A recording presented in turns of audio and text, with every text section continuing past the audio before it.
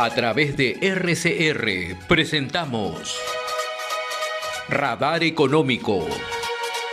Gracias a el Instituto Peruano de Economía, IPE.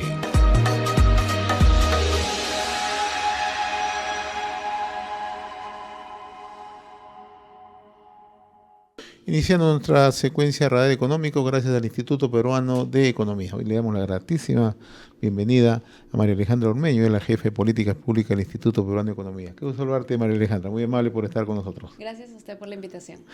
Bien, vamos a tocar el tema de la inseguridad ciudadana, que es una de las principales preocupaciones en el país, ¿no? Ayer, por ejemplo, una encuesta de Ipsos da cuenta que la población responsabiliza de esta situación a la presidenta, al Congreso, pero a su vez hay una alta percepción de la inseguridad, ha empeorado en todo el país, ¿no? Desde el IPE, ¿cómo están observando este tema? Sí, ahí yo creo que podríamos separarlo en dos temas. Uno es, como usted menciona, la percepción de los peruanos en términos de inseguridad ciudadana. Es para los peruanos el segundo problema más importante en el Perú, solo después de la corrupción. Sí. O sea, te das cuenta del impacto y de la gravedad del problema. Además, más del 86% de los peruanos consideran que la delincuencia ha empeorado. O sea, no solamente que es un problema actual, sino que viene empeorando. Eso por el lado de la percepción. Pero luego, esta percepción de nosotros, de todos los peruanos, de que esto está empeorando y que eso está mal, de que es un grave problema, viene respaldado también por cuando nosotros vemos denuncias. Por ejemplo, las denuncias por extorsión, las denuncias por sicariato y de muchos otros delitos, viene aumentando también. Entonces, esta percepción de que, claro, la inseguridad ciudadana está empeorando, está totalmente respaldada con los datos, por ejemplo, de denuncias y de todos esos temas. Sí. Ahora, ¿cuál es el impacto en términos económicos de la inseguridad ciudadana en nuestro país? Bueno, tiene un impacto económico altísimo. Solamente para darte unas cifras y tenerlo como mapeado, en el tema de denuncias por extorsiones, en los últimos 5 años esta se ha quintuplicado. Y no hay ni una sola región en la que las denuncias por extorsiones hayan disminuido. En todas, absolutamente todas, ha aumentado, al menos se ha multiplicado por 2. Entonces, claramente esto va a tener un impacto y un costo altísimo. Por ejemplo, el BCR ha estimado que el costo de la delincuencia es aproximadamente 3% del PBI. Y claro, esto puede sonar tal vez un poco gaseoso, pero si lo centramos, por ejemplo, a pequeños negocios, justo Evidencia Instituto sacó un reporte hace poco en el que mencionan que se pierde como aproximadamente $500,000 diarios por temas de robos, extorsión. Y solo, negocios que están en la calle, ¿no? Exacto. Solo en Lima Metropolitana. Solamente en Lima. Solo en Lima Metropolitana. Entonces sí, es gravísimo. Y lo que señalas es bastante preocupante, ¿no? Se ha quintuplicado, pero este impacto se traduce en pérdidas de empleos. Totalmente. En negocios y emprendimientos que cierran. Exacto. ¿No? Sí. En sobrecostos que pagan por razones de seguridad, etcétera, etcétera, ¿no? Sí, totalmente. De hecho, y vemos a quién afecta también. O sea, las extorsiones, principalmente sectores como transporte, comercio, y por ejemplo salió un dato, seguro ya está actualizado, pero en mi mente tengo el del 2023, en el que menciona que más de 13,000 bodegas tuvieron que cerrar por víctimas de extorsión. Fueron afectadas por víctimas de extorsión en el 2023. Probablemente este dato del 2024 ha sido mucho mayor. Entonces sí. Ahora, y el otro tema que están desarrollando en el IPE es que tenemos, frente a este problema de la inseguridad, tenemos un alto déficit de policías, ¿no? ¿Cómo estamos en el país en este caso? Justo en el IPE estábamos viendo cuáles son los factores que afectan toda esta problemática de inseguridad, y nosotros consideramos que hay 2 factores en particular. Uno, el que mencionas, que es el tema de limitado personal, limitados recursos, y otro es un tema de coordinación interinstitucional que luego te lo comento. Sobre el tema de limitados recursos, tenemos un déficit de policías, como lo mencionas. Nosotros tenemos 155 policías por 100,000 habitantes. Esto es menor a lo que recomienda, por ejemplo, la ONU. Es menor a lo de nuestros países pares como... ¿Cuánto recomienda la ONU? No tengo el dato seguro, pero... Estamos rezagados a nivel de la región. Estamos rezagados, totalmente rezagados. Menor que Argentina, menor que México, menor que el promedio. Sí. Y a ello se suma el tema presupuestal. Sí, pero no me Sí. acuerdo exactamente el dato de la ONU, pero Ya. me acuerdo que, por ejemplo, para nosotros cerrar la brecha policial nos Ya. falta un poco menos de 500.000 de policías. O sea, no es un dato menor, es un número bastante 500.000 de importante. policías. Sí. Y esto es un problema, sí, mayor, porque Sí, eso requiere totalmente. formación, requiere todo un conjunto de capacitaciones, restablecer todo un organigrama dentro de la policía, Sí, etcétera, etcétera. totalmente. Y como justo mencionabas, va del lado del presupuesto. El presupuesto del Ministerio del Interior ha disminuido casi 14% en los últimos 5 años. Entonces, es un poco como ilógico. ¿Cómo disminuyes el presupuesto en un tema tan importante si es que ves que todos los otros indicadores están empeorando, ¿cierto? Entonces sí, es... 14% la disminución del presupuesto.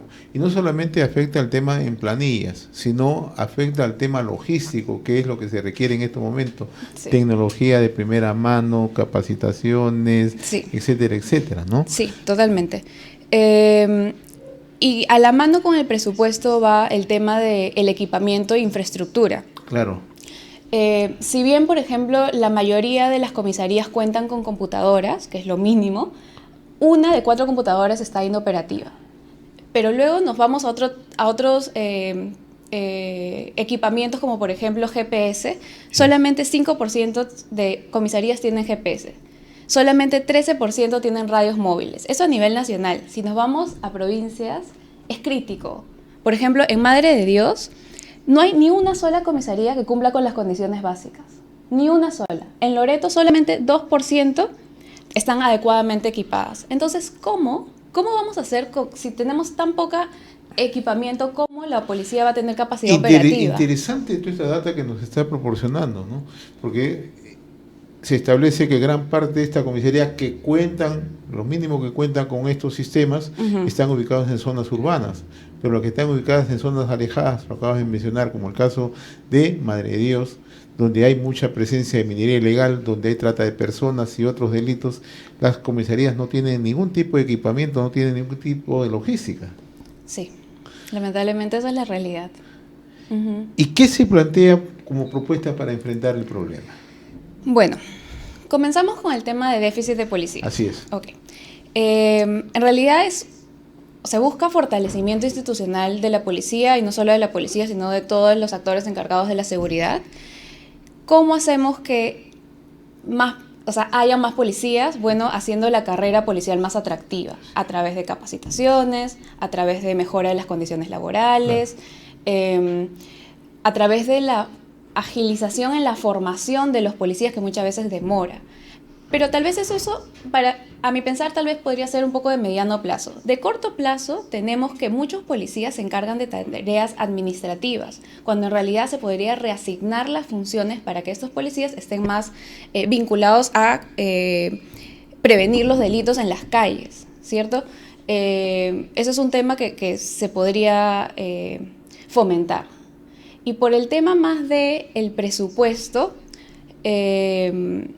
bueno, definitivamente yo considero que se debería aumentar el presupuesto. No tiene sentido ir disminuyendo el presupuesto cuando hay un problema grave de inseguridad, hay un problema que todos los peruanos, la mayoría de los peruanos cree que es importante.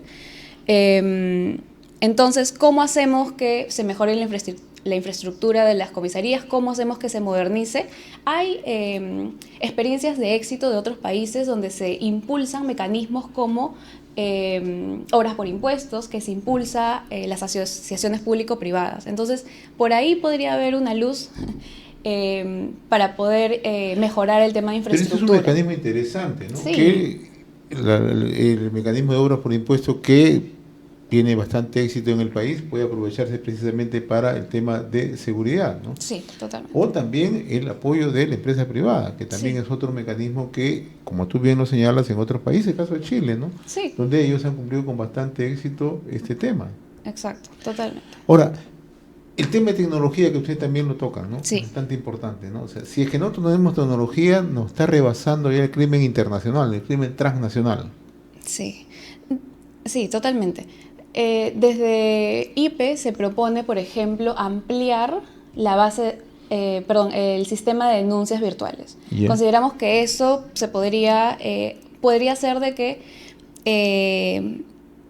se atiendan los delitos de manera más oportuna y más rápida, ¿no? Claro. Porque muchas veces la persona no denuncia porque dice, bueno, o sea, denuncia y no pasa nada. Ese es un tema importante. Y ahora que estamos en la era de la data, ¿no? Así es. De la Inteligencia artificial, también se está viendo este tema de análisis predictivo con inteligencia artificial, donde uno puede identificar patrones delictivos. Entonces, con los escasos recursos que tenemos y sabiendo dónde se realizan más los crímenes, a qué hora se realizan más los crímenes, se podría optimizar estos recursos, ¿cierto? Entonces, sí, totalmente, es una recomendación el tema de inteligencia artificial, el tema de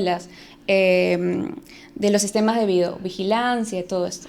Ahora, otra de las propuestas que ustedes plantean del IP es mejorar una coordinación entre cada una de las entidades, sí, y aumentar la inversión en seguridad, que bueno, ese es un tema ya que lo hemos tocado, pero sí, el tema de coordinación, vemos sí, que hay problemas permanentes entre el Ministerio Público y la policía, entre los que administran justicia en nuestro país. Sí. Entonces, ese es un problema bastante serio. Totalmente de acuerdo.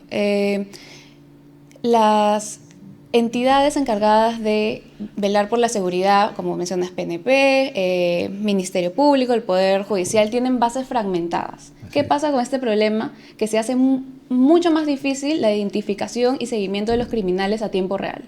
Entonces, desde el IPE un poco se propone tener un sistema conjunto a tiempo real. Yo creo que eso sería una solución bastante buena. Y además no solamente es el tema de base de datos, es el tema de acción conjunta en actividades tan importantes y básicas como por ejemplo el patrullaje. 55% de las municipalidades no coordinan el patrullaje solo 55% de las municipalidades no coordinan el patrullaje con la PNP y el otro restante no. Entonces, ¿qué pasa con esto? Que hay muchas áreas que tal vez están desprotegidas, muchas zonas desprotegidas. Entonces, sí, ahí hay un tema de coordinación que desde el IPE también se busca incentivar, ¿no? Yo comenzaba la conversación, María Alejandra, indicando que la percepción de la ciudadanía es bastante alta, 86% de los peruanos, sí, pero hay regiones donde supera el 90% esta percepción, y no quiero dejar de pasar ese dato. Sí, totalmente. Si bien a nivel nacional es 86%, que ya es un porcentaje bastante alto, hay regiones como Tacna, Ucayali y Cusco donde este porcentaje es 92% más. Entonces, imagínate, 92% de la población pensando que la delincuencia ha empeorado, ¿no? Tema bastante preocupante. María Alejandra Ormeño, yo te agradezco la amabilidad de haber compartido esta invitación como cada viernes a través de RCR. Muy amable. Muchas gracias. Conversábamos con María Alejandra Ormeño, jefa de Políticas Públicas del Instituto Peruano de Economía, IPE. Un millón de gracias, María Alejandra. Hemos presentado Radar Económico. Gracias a el Instituto Peruano de Economía, IPE.